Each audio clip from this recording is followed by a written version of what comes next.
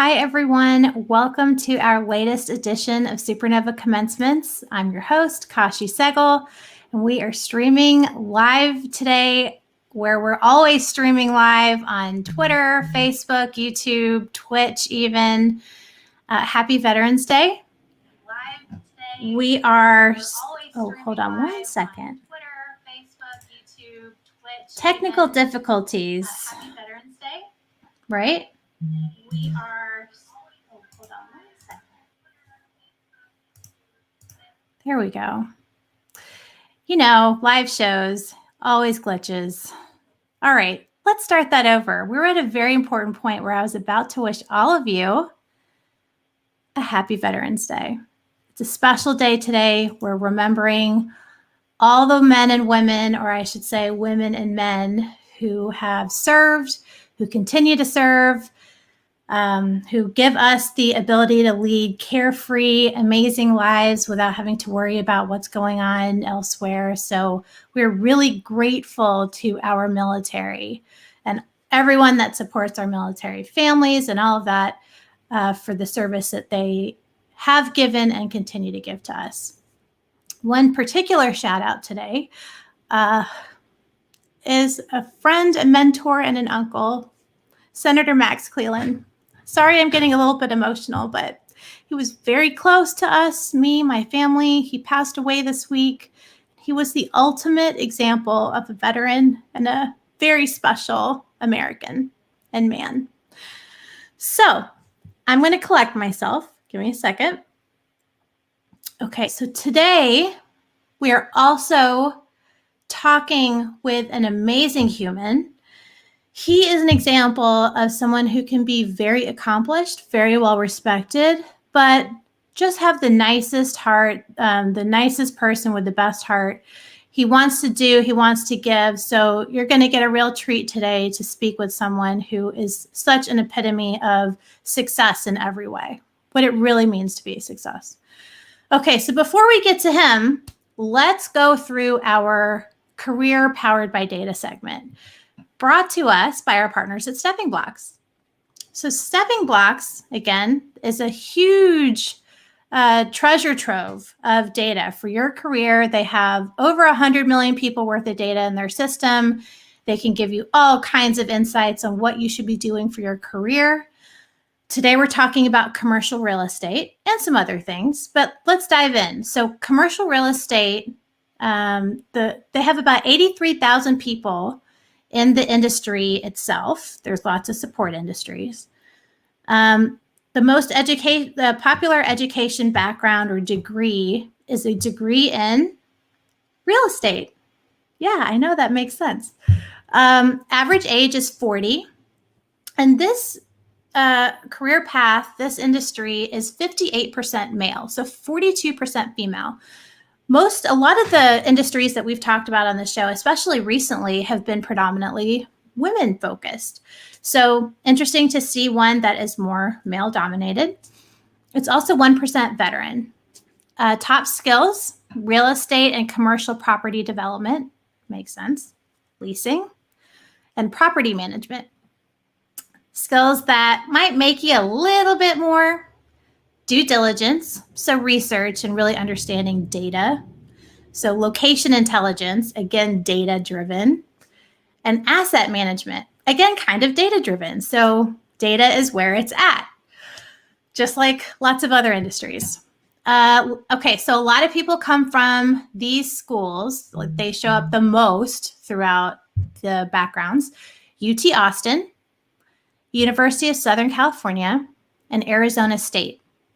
Now, I know we only do the top 3, but I had to kind of extend things out to 6th place because I know we have a lot of Bulldogs that watch this show.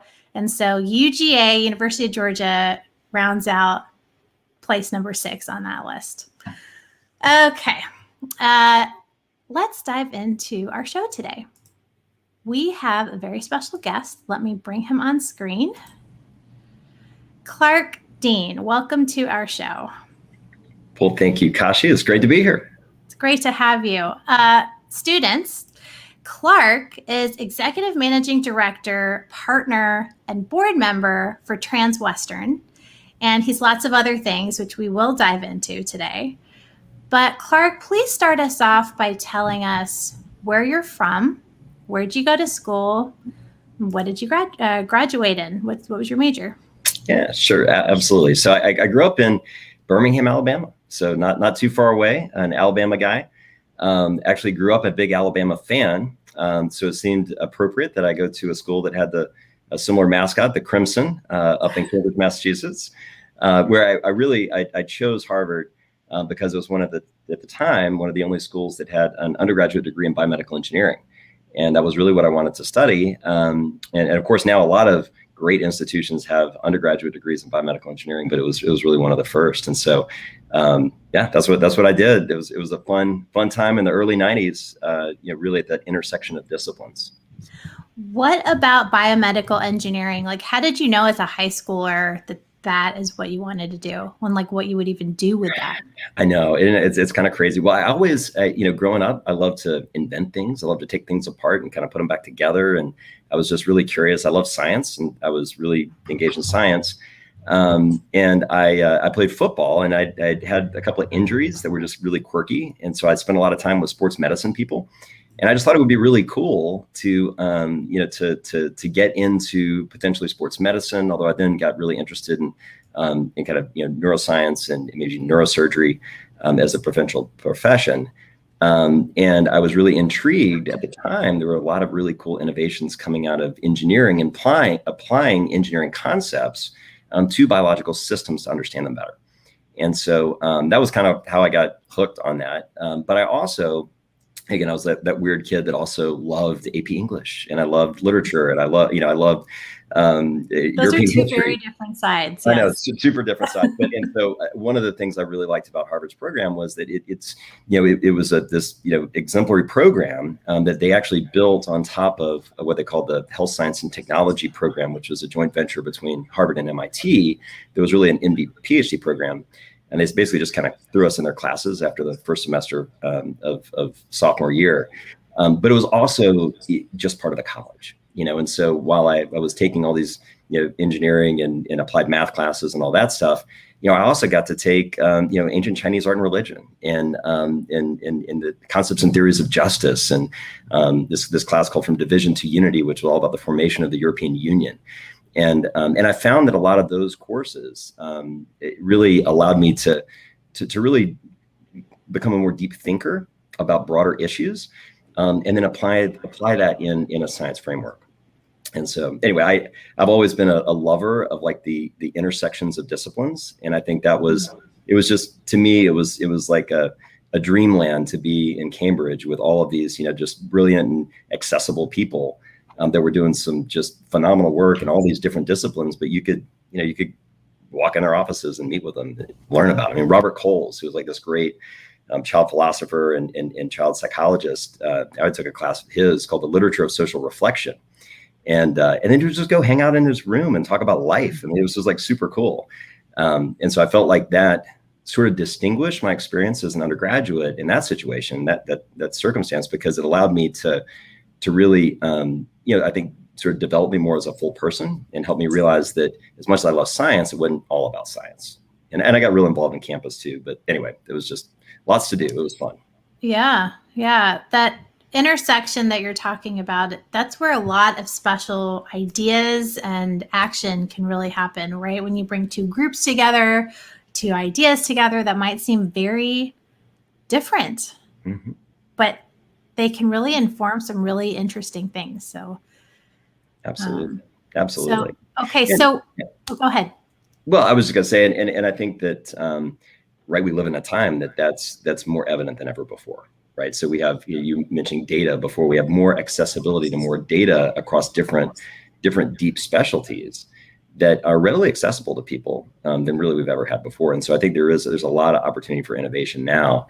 And it was fun, being, again, early 90s, to see what was going on. I mean, I could literally look out my dorm window and watch Kendall Square become Kendall Square. It's just, it was a little sleepy at that time, but then you had all this innovation stuff coming out of those two institutions that kind of sat on the side of the river together.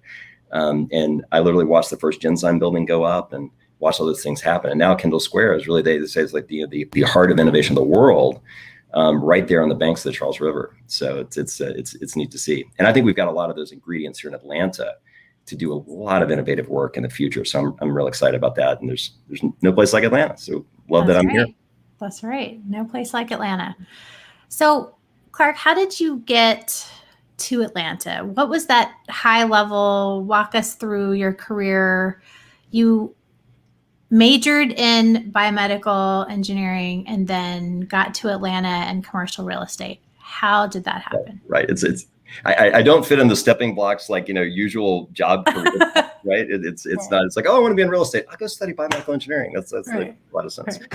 So I know it's a little odd, partly because of what I described before. I got to take a lot of different classes, and I got to, Marty Feldstein, who was a longtime professor at Harvard, taught an economics class. And I took it a little later than a lot of people that take that. It's usually like their freshman or sophomore year. So I took it later in my college career, but I found that I was just fascinated by economics and finance. And I realized that a lot of these mathematical models we were building to study biological systems could be applied to financial systems. And I got really interested in that. So I actually went through, we had a very structured corporate recruiting process. And I decided, much to the dismay of my academic advisor, who had started the biomedical engineering program at Harvard and really wanted me to go to medical school. I told him I wasn't going to go apply to medical school, and instead I was going to go through corporate recruiting. Again, he was not happy about it, but it was what I wanted to do. And I think it sort of led to an interesting path. So I did that. I was looking at all the usual kind of investment banking kind of suspects in New York. And then I got an offer I couldn't refuse from a real estate company that had this really special team in Washington that was doing really large, complex deals. And they were looking for someone who would have otherwise gone into biomedical engineering, going into investment banking and apply that kind of rigor and that style of modeling to real estate, especially in the brokerage space. It's really uncommon. And these guys are a couple of folks from Harvard, a guy gone to Oxford, a guy from UVA. It was a really unusual team. And the first project I worked on, we did a headquarters for the American Cancer Society. I got to work with Elizabeth Dole, and when she was president of the American Red Cross, and we built a 750,000 square foot headquarters building behind the Federal Reserve Bank. Headquarters right next to GSA headquarters, right in the middle of like the core of Washington. And that was a fun project as a 22-year-old to just kind of get thrown into, which was a lot of fun. And then we did ARP's headquarters and Merit International's headquarters and a bunch of just really neat projects. Again, phenomenal folks that I'm still very close with. And that's a theme I'll come back to. But, I ultimately picked that job, that opportunity, because of the quality of the mentors. And I found that those guys are still, just phenomenal mentors and leaders in my life. And it really helped me get where I was. But after a couple of years there, I ended up getting really interested in business operations, had thought about going back to business school.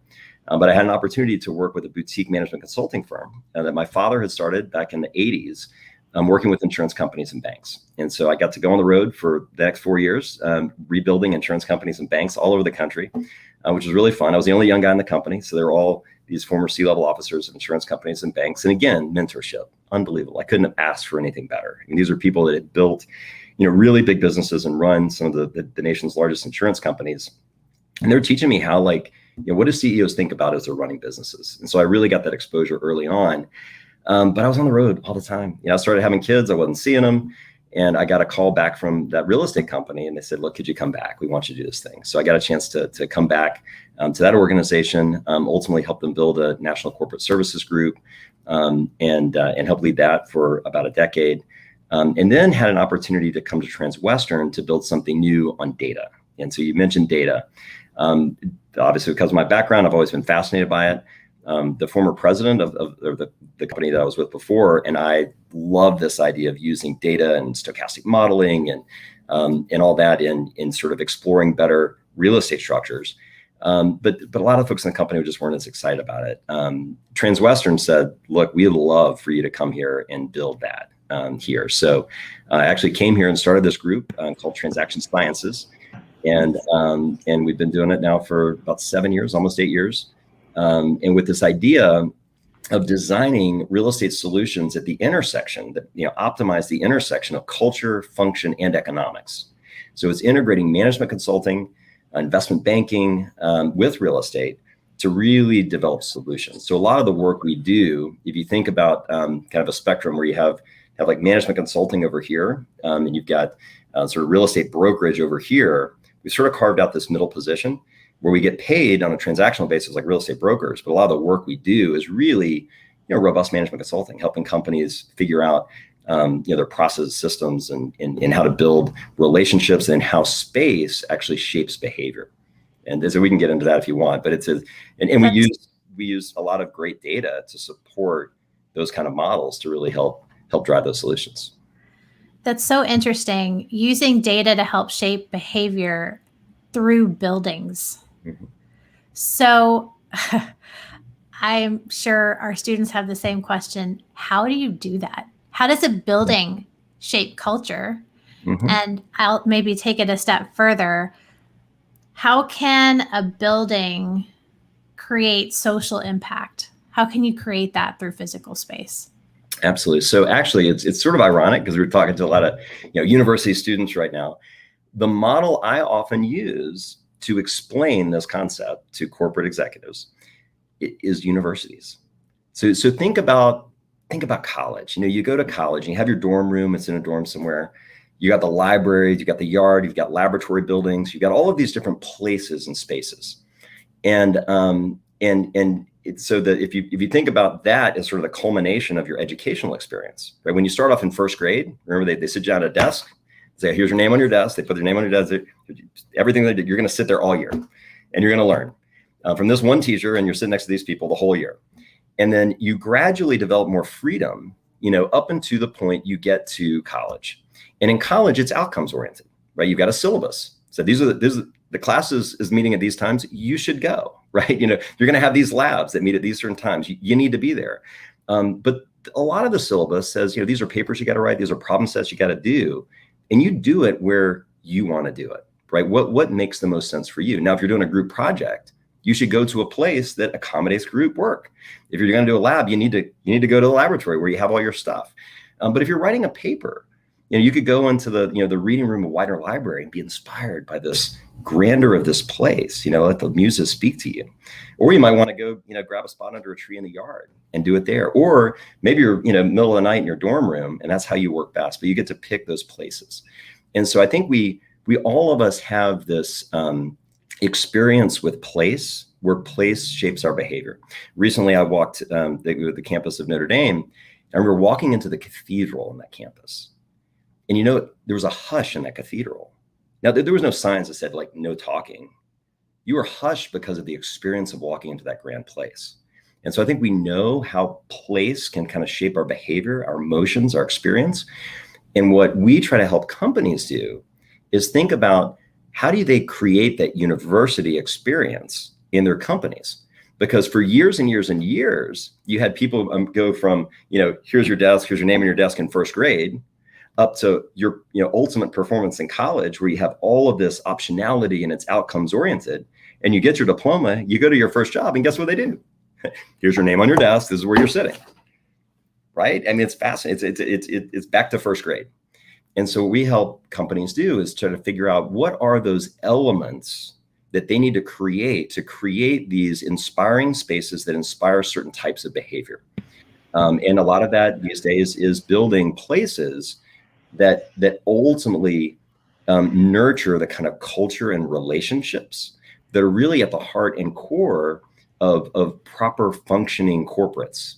I mean, when people talk about companies, not to go off on, this is more on the the liberal arts side of me, right? But I did take 6 years of Latin, which doesn't do me a whole lot of good most times. But in this case, if you look at the word company, right, it is cum pari, which is in pani is with bread. So this idea of like breaking bread with people, it's relationships, and the same root of companion, and a lot of these things. So a company breaks bread together, and I think that power of how you break bread with, how do you create and nurture these authentic relationships towards an objective of collective work, can absolutely be shaped by the spaces you have and the way those spaces are distributed around a city, around a country, around the world. And so that's how we kind of help people think about that stuff. Okay. You just blew my mind with that company. That students, I have heard a lot of ways of talking about company and culture and all the things. I have never heard that. And that is really interesting. It's going to have me thinking for some time. So you basically started maybe not a new company, but definitely a new thing within a larger company. When we think about entrepreneurship, we think about starting a brand new business from scratch, but you were really an entrepreneur within another business, really what we call an intrapreneur, which is not a term that's used as often anymore. But can you talk a little bit about what that process was like? How do you get buy-in for this very random, different idea that isn't happening at a company? I'm sure there were obstacles and people that didn't want to get on board. Like, how do you build something like that? Yeah, well, it's you have to have the right people, right? And you have to have people that buy into the vision, right? So, and it was unusual. I think one of the reasons why I really fell in love with the platform at Transwestern is because it is a more entrepreneurial platform, and they did all of these different things. You know, my former work was it was tenant rep brokerage focused, right? So it was all about the user and occupier. And there's a lot of great things I learned in that environment. But I actually got really interested in the investment side, because what I found is, as I was negotiating for users, we were also modeling the other side of those equations. And the better I understood those other sides of the equations, the more opportunities we could have to mathematically derive arbitrage opportunities, right, between the leasing markets and capital markets, and to do all that stuff. And so what we did is we really built a vision, and it got a great sponsor, Bruce Ford, who recruited me to Transwestern. He now leads as the president of our East, the whole Eastern United States for the company. But he bought into the vision, and he helped me sell the vision within the company. This was something we could do to recruit a diverse team of people that could work together. And we all have different backgrounds. It's a team, almost 10 people now, with incredibly diverse and interesting backgrounds that all work together in a truly unified team to do these projects. Whether they're more development oriented projects, whether they're more the big kind of corporate transformation type projects, whether they're a lot of nonprofit type projects, we work together more like an investment banking team, where everybody's working together all the time, and less like what you think of as traditional brokerage teams, which really is more like a commission sharing arrangement more than it is an actually integrated team. And so the idea was, and I think this is true with any kind of leadership challenge, right, is it all starts with that vision of where you want to go, and being able to find a compelling vision and make a compelling vision, and then sort of translate that vision to those people who are hearing it so that they can see themselves in that vision in a better place. Mm-hmm. And I think we were very blessed with the right people kind of coming on board within the company to do that, and we have great people. So we've been, again, just very, very grateful for being able to recruit folks. And one of the folks that we recruited on my team pretty early on was a former client, Glenn Wong. And Glenn, I'd known him for years. He was a client. He had run real estate for Disney Imagineering. Then he ran real estate globally for Turner. So he was like their global director of real estate. Then he got recruited by Invesco. He did global real estate at Invesco. Then he got recruited by the United Kingdom. He did that for North and South America. And then he called me up and he's like, I want to be a transaction scientist, because he just felt like there was something more that the service industry could do in real estate than what was typically being done by very kind of more sales-minded brokers. And I think that was sort of the ethos of our team is always one of innovating and trying to find new ways to create value. And that sort of is what takes us, outside the lines of conventional real estate, in really focusing on understanding the culture of a business, understanding the function, the core processes, what they're really trying to do, and then understanding the economics using tools of science to find these arbitrage opportunities. And in some cases, we'll build algorithmic optimization models to actually suggest novel transaction structures that are in some cases often they almost seem ironic that they would work, right? But they can. And so that's some of the kind of things that we try to do to create that. And it allows us to keep recruiting really cool talent, because it is a very entrepreneurial thing we do. And it allows us to really take on passion projects where we think we can really launch big things for our clients, which is a lot of fun. It's fulfilling. Yeah. So another thing that he just highlighted was that he found a sponsor inside of his organization. Not a mentor. I mean, could also be a mentor advisor, but a sponsor, somebody that believes in what you're doing or believes in your idea and is willing to help you figure out how to get it across the finish line. Sounds like that's what you found within the company. And so Absolutely. finding a relationship like that, either within your company or just in life in general, can be really helpful. Absolutely. It gets down to people. I mean, we often say in real estate business, people used to say that it's about location, location, location. And we said, no, it's really about people, people, people. And it always has been. Yeah. And so, and that's true for, I mean, any student coming out of college and even in college. And for those of you who might be watching that are still in college, I encourage you, remember that one of the beautiful things about college is the relationships that you form there. It's so much more than what you learn in the classroom. It's what you learn outside the classroom. I used to, when I gave tours at Harvard, we had the John Harvard statue is kind of this famous statue on campus. And on the side, there's a seal. And the old seal of the college, which was Veritas, which means truth in Latin, written across 3 books. And if you look at the seal of Harvard now, it's written across 3 open books. But the original seal of Harvard that's on the side of the John Harvard statue, the top 2 books are open, but the third one is turned over. And it's actually, the TOS is written across the spine of the book. And we think that the Puritans were onto something, right? They had this idea that not all truth comes from books, comes from the academic experience, but the broader truth actually comes from the relationships, how you build and share ideas, and ultimately how we connect with God. So that was obviously a big part of that institution. It's important in my life. So it's good. Very interesting.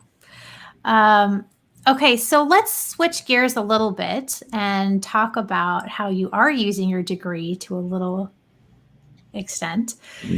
So extending this idea of entrepreneurship, you are now working in public health and global health, really. So you are the founding co-chair of the Global Health Crisis Coordination Center and also founding board member of the Center for Global Health Innovation. So please tell us what that does. You guys did amazing work and are continuing to do amazing work, but through the pandemic. So can you tell us a little bit about the work and how it got started? Absolutely. And it really has been just it's been a wonderful journey. Again, you meet phenomenal people along the way. And that has been kind of probably the greatest blessing of this whole effort. It really started when I was president-elect of the Rotary Club of Atlanta when the Rotary International Convention came here. And so the Rotary Club of Atlanta kind of helped sponsor that and put the thing together. I was on the host committee. And one of the big program days, Bill Gates was going to come and give a big gift to help Rotary eradicate polio. Get that? You saw the signs, we're this close to eradicating polio. The idea was to get it completely eradicated. And he came to give a big gift to do that. And we saw this opportunity to celebrate that effort in public health and global health at this grand scale by hosting what became the first ever Bill Foege Global Health Awards dinner that week, and where we gave the award to Gates Foundation and Rotary International for their work in eradicating polio. And as we filed into the Delta Flight Museum and packed it out with people, and I think the Metro Chamber folks, they looked around, we all looked around and said, my goodness, look at the talent in this room. We've got the most incredible talent in global health, in health technology and life sciences. We have all these incredible research institutions, these incredible large nonprofits, all of these organizations, small entrepreneurial ones, and it rarely are all these people in one place. And it was this really powerful thing. So the chamber ended up starting an effort called Global Health ATL. Deloitte did a convening actually at the chamber's offices. They invited a bunch of folks that were leaders in organizations around Atlanta. And I got to be a part of that group. So we went and we first wanted to see, and Deloitte helped us with data, kind of support, is Atlanta really have what it takes to be the world capital for global health? And the answer was yes. We have the right ingredients for that. There's no question. And we sort of surpass all other geographic regions in that expertise and that the amassing of that expertise, especially because of CDC and the fact that CDC has always been here, which is really important. So all the things that have spun out of CDC are here as well. And so out of that meeting, they came up with a couple of initiatives, and I'll talk about the first 2 because they're the ones that I got the most directly involved with. The first initiative was this idea that actually Judy Monroe, who's president and CEO of the CDC Foundation, came up with. She said, it's a real problem if there's a global health emergency. There's no framework to enable the the private sector to effectively collaborate and provide solutions to the public sector in times of crisis. And so wouldn't it be great if we had a crisis coordination center that would mobilize partner organizations as problem solvers who could actually be paired with problem experts in global health across our NGOs and federal entities that understand the problems at issue and solve those problems in real time. So that blueprinting process started in early 2018 and sort of flash forward until obviously the pandemic, but we already literally had the whole blueprint built by then. So that ended up becoming the Global Health Crisis Coordination Center, which we launched in March of 2020. But before that, we launched the Center for Global Health Innovation, which was a merger of Georgia Bio and the Georgia Global Health Alliance. And the Crisis Coordination Center is actually a subsidiary of the center. So you can think of the Center for Global Health Innovation. We have a Crisis Coordination Center that helps solve problems during crisis. The second really big, and actually was the top vote getter amongst the people in the room at the chamber during Global Health ATL, the big project was to seed a global health innovation district in Atlanta. And so I got asked to take on that project. And for the next 3.5 years, have been working to first figure out, when anybody says they need real estate, as I just talked about, culture, function, economics, like, well, what do you want to do there? Like, what is the function that you need? And so, we heard from folks, they really want to have a central place to convene and meet. They have lots of meetings right now, but they happen all over Metro Atlanta, and in facilities that are often ill-equipped to do scientific presentations in particular. They're hard to find, they're hard to get to. And there's no one place that you can go to see, like, what's on the agenda this week? Like, where can I go to meet people who have these shared interests? And so this conference center concept came up. We also heard from the Georgia Bio group that, man, there's a dearth of laboratory space here in Atlanta. And a lot of these laboratory entities and research companies that start in Atlanta have to go elsewhere because there's just no real estate for them, So that's a problem. So we need this collaborative laboratory space. We need to make that available to community. And then lastly, we were like, there's a lot of groups that don't necessarily need well lab space. There's everything from universities to incubator groups to technology companies that have an interest in global health technology, or life sciences, said, if you're going to put a cluster together of these kind of entities connected with rich programming around these topics, and we'd want to send a detachment down there. We'd want a suite there so that we could actually connect with these people to innovate around these things. And so what we've done is we put together this initial cluster within a district. It'll be a little under 200,000 square feet. For global health technology, and life sciences, that will include a conference center, include collaborative laboratory space, and collaborative office space. So it's been a lot of fun, a lot of work along the way, but it's been amazing how many entities and so many different disciplines have really come together to work and sort of advance the interests of the center, which is to inspire and accelerate better health outcomes for everyone. Really attacking health equity with data, with understanding. To create opportunities to create value. So that was a lot. And what I gathered from that is that there is so much opportunity to do good work in the community. You can take your background or not. I mean, you can use some other new skill that you've picked up, but Clark took something that he was interested in, didn't really do it. I mean, still use data and science and all the things within the real estate world. And now is using his real passion, his original passion, I should say, and is back working in it. So there are so many ways to get involved in the community that you never know will pop up, but this is something that actively got created. So data, I guess. Mm-hmm. It's all about data these days. I know all of you know this, but this is just a reinforcement of other ways you can use it. It's not just about marketing and advertising and social. It applies to every part of life. So it really makes everything else so much richer. It does. And I think Kashi, that's the thing though. And you always do such a beautiful job of this yourself in your own life. Is that while we use that analytical side of our brains, right, to do these things and solve these really hard problems, but in order to actually really solve those problems and really advance like big, bold visions, it gets down to people. And it's how do you communicate? How do you present arguments? How do you kind of put those things together. And I think that in Atlanta, we are really fortunate to have a lot of engaged business leaders that want to pursue big, bold visions. Yeah. And people spend a lot of time, thankfully, building social capital.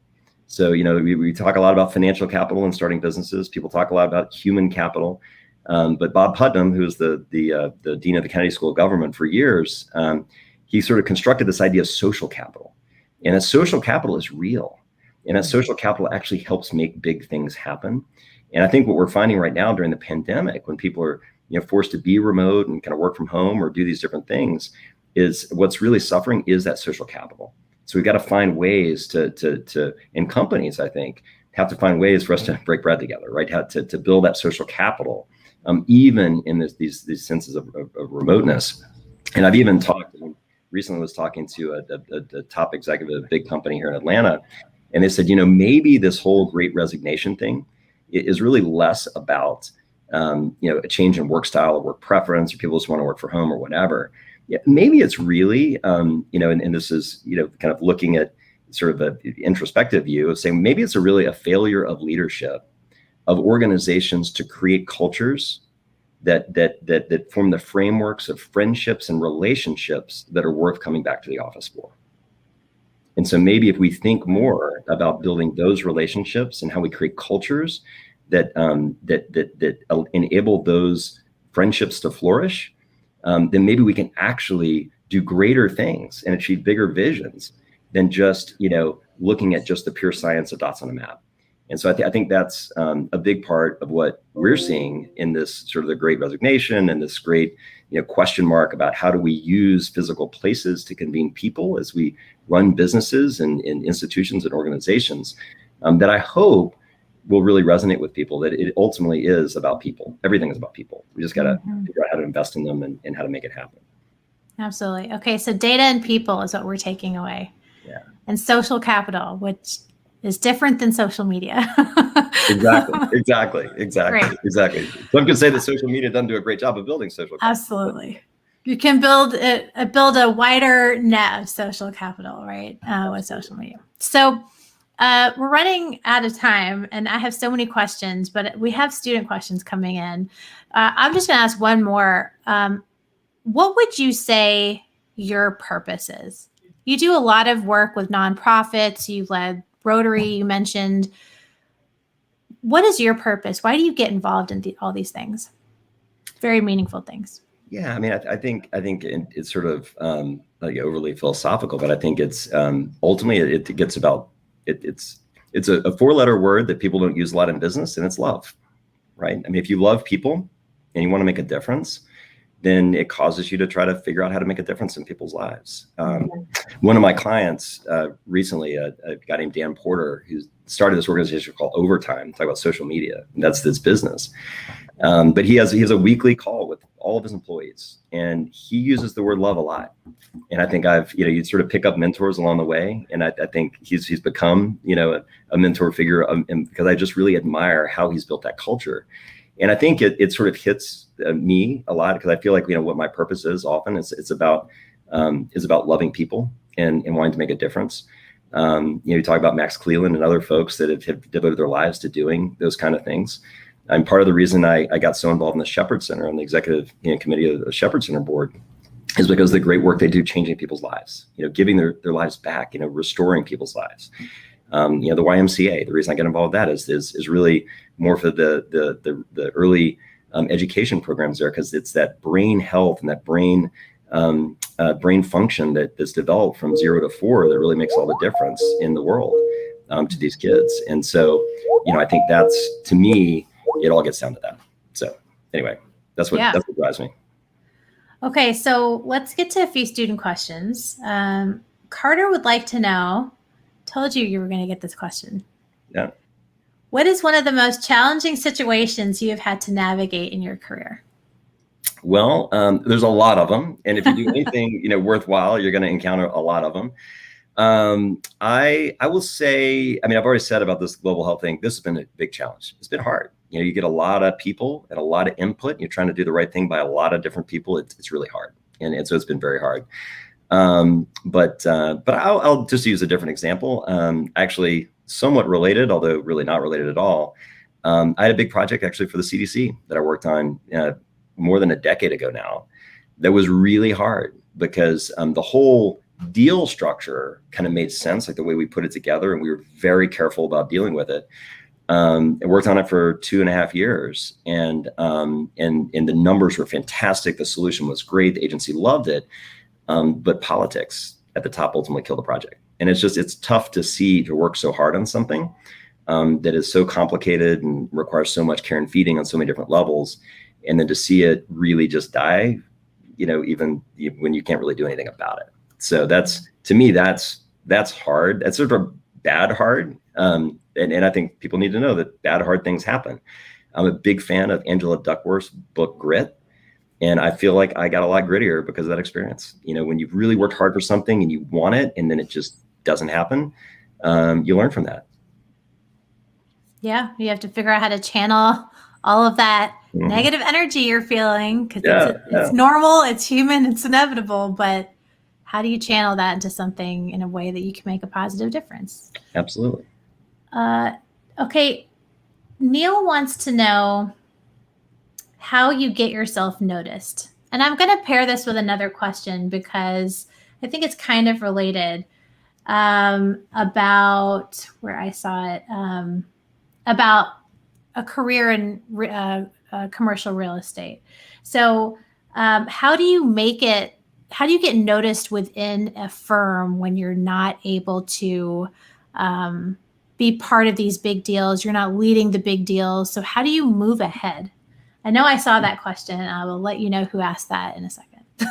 Right. All right. No, absolutely. So, and I guess it's sort of an intersection of a couple of different ideas, but I think the short answer to how do you get noticed is by doing things worth noticing.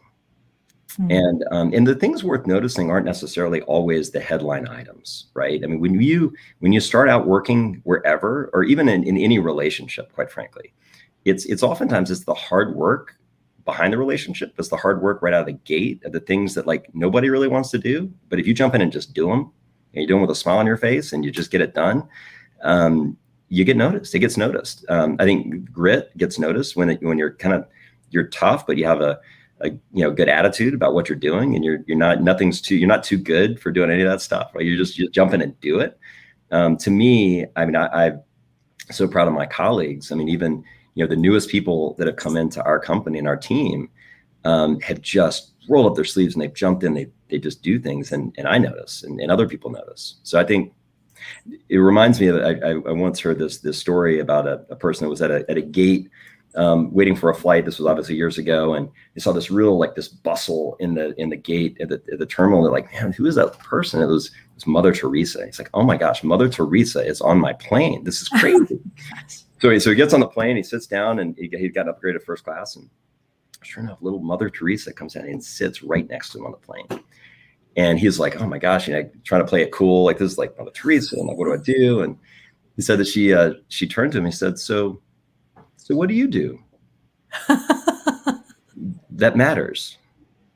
Right. And it was like, he was like, ooh, that matters. What do you do that matters? And I think I'm a big believer in, we have to think those big thoughts. We have to think about what matters to us. And I think if we have a clear idea of what matters to us, it'll drive what we do. And if you come from that authentic place and you really try to do what matters, you don't have to worry about getting noticed. And I will also say, people that try to get noticed tend to get noticed the least, or they get noticed in a negative way. So I just say, like, be yourself, work really hard, and the notice will come. So Matt, who asked the question specifically about the commercial real estate firm, really being a part of deals, is that just doing all the hard grunt work and really being there and positive that will get you noticed and help you move through the ranks? What is the skill set that's like? So, okay. And specifically in real estate. I think also in real estate, you got to add value. And certainly you can add value by doing the hard stuff that nobody really wants to do, and just getting it done and doing things on time and staying up through the night. I mean, I tell my kids, who are, my oldest is a senior in college right now and getting ready to start his professional career. I tell them, my first year in real estate, I probably pulled a one-nighter, all-nighter at least once a week, where I literally slept at the office, and I'm not saying that that's what you got to do, and it's probably work-life balance, probably not the best thing, but I did it because it's like what needed to get done, and I think so. There's certainly that. But I think the other thing is ideas. And don't be afraid to share ideas. I think a lot of people, especially in real estate, they're like, oh, well, people have just been there a long time. You'll hear people talk in real estate about how long they've been in the business. So I've been in the business 10 years. I've been in the business 20 years. I mean, it's a proxy for like the Malcolm Gladwell 10,000 hours thing. I guess in that sense, I kind of get it. But it's sort of 10,000 hours of doing what? I mean, I think that there's some phenomenal creativity coming out of the minds of really young people in real estate. That if they express themselves in positive ways and demonstrate new ideas and bring new things to the table, boy, you get noticed really fast. And that's when we're recruiting people, we're looking for those kind of people, the kind of people that have their own ideas, that want to learn, but then also want to share. Yep. Okay, we're going to go speed round questions. All right. Okay. Stephen wants to know, has organizational fit ever been something that you have experienced? How do you find it? How do you find the right fit with an organization? Yeah. So again, I think I've been pretty fortunate in the fact that I've found organizational fit by picking mentors. So if to me, it's all about you are the sum of the people you hang out with. So when you're looking at organizational fit, you want to see who you're actually going to be spending time with and who's going to be investing in you. And to me, that's where organizational fit is the best. And if you do that, you'll continue to progress. That's roundy enough? Yeah, absolutely. That was good. Douglas wants to know, what skill or strength has contributed the most to your success? I mean, what got me in the business was analytical capabilities, right? I could crank big spreadsheets and do crazy analyses, and that was good. Mm-hmm. But I really think it gets down to people skills.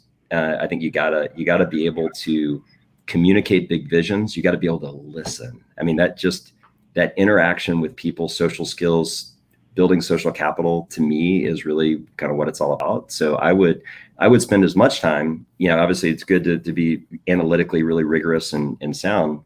I spend a lot of time also learning how to better listen to other people, how to understand complex ideas, and how to share big visions. Yeah, absolutely. Public speaking is huge. I mean, I'm a big believer in all of us can learn to do it better. So it's just any opportunity I have to try to do that better. I always, take people up on it. Absolutely. Tad wants to know, what is a decision you made earlier in your career that you wish you had not made? So this is tough because you always look back and go, that's a great question. It's tough though, because you are the product of the sum of your experiences that up to this point. And I like where I am now, so I don't regret it. But I think probably one of my biggest regrets, and I don't regret going and working with my father's consulting firm when I did. It was the right thing at the time, and I learned just an incredible amount. But I loved university experiences. I loved school, and I wish I had gone back to business school. I just think it would have been I would have just loved the process of being in business school. I love students, I love campuses, I love big ideas, I love all that stuff, and I would have really enjoyed it. Awesome. Okay. Lily wants to know, are there any books you would recommend for new or young employees? Anything she should be reading? Yeah. So, I mean, there's lots of, I've mentioned a couple of them already. I mean, Grit is a great book. And it's a great book about just in life in general. Yeah. Another great book, it's an oldie but goodie, that was written by a guy named Roger Fisher, who actually started the Harvard Negotiation Project. He wrote a famous book called Getting to Yes about negotiation, which is good. But he also wrote a book called Getting Things Done or Getting It Done. I always get it mixed up. There's one that's a different guy that's like task management. This was about lateral leadership. And I think it was one of the best books that someone gave me going into, when you're a junior person on a team, it doesn't mean that you can't laterally lead. And so that book was fantastic. And I think was really good. How do you lead laterally? And it was like how to lead when you're not in charge, I think was like the subtitle of the book. Yeah. And that was a great book.